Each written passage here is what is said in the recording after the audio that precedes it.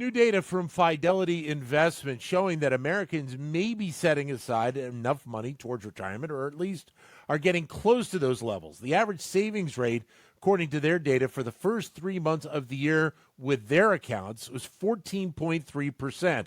Analysts now say you should have at least 15%, but that 14.3% number is a record high, according to Fidelity. Pleasure to be joined once again by Olivia Mitchell, who's a professor and director of the Pension Research Council here at the Wharton School, and someone we go to when we're talking all things retirement savings. Olivia, great to have you back on the show. Thanks for a couple of moments. My pleasure. Thank you. You and I have talked so much about this over the years. When you see this data, though, what does it say to you about where we are, but maybe where we're headed? Well, it is true that the data from Fidelity show that people are saving more in their 401k plans than ever before. That is, in their retirement plans, usually offered through the employer.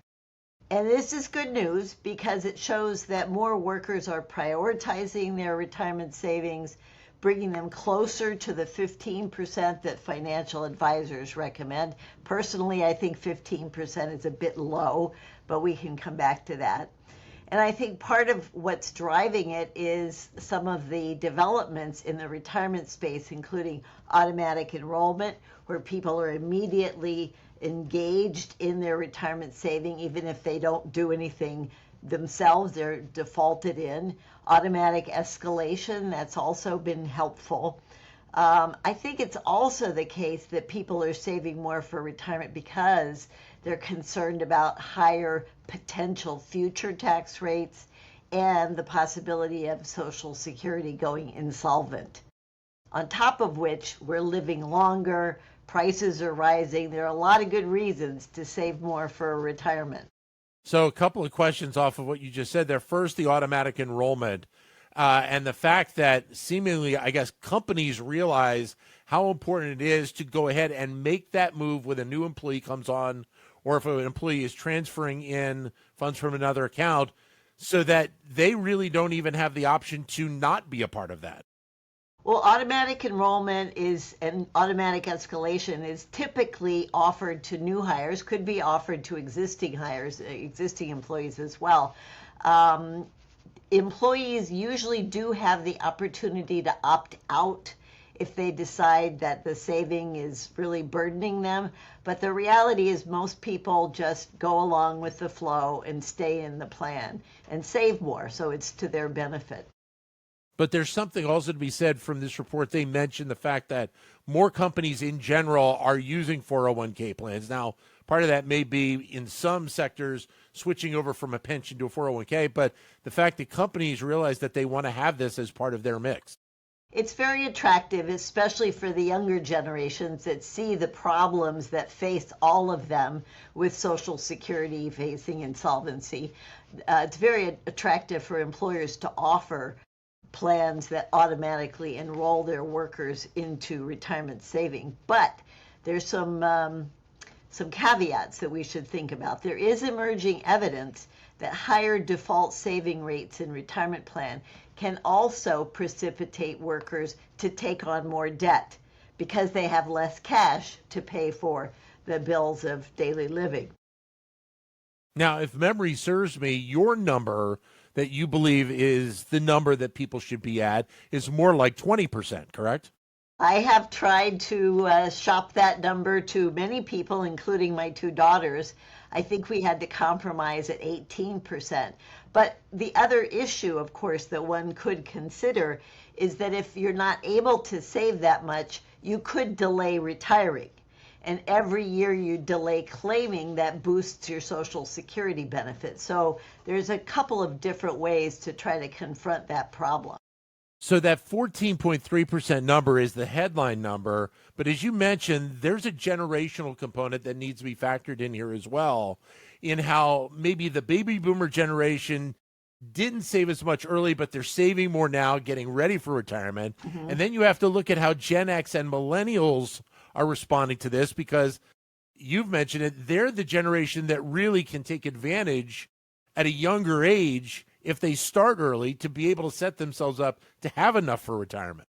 It's absolutely true. But so if you step back from 401k plans and just tally up total household saving across all different assets that people might have, there has been a generational change. So baby boomers, my generation, saved about 5 to 6% of our income over time.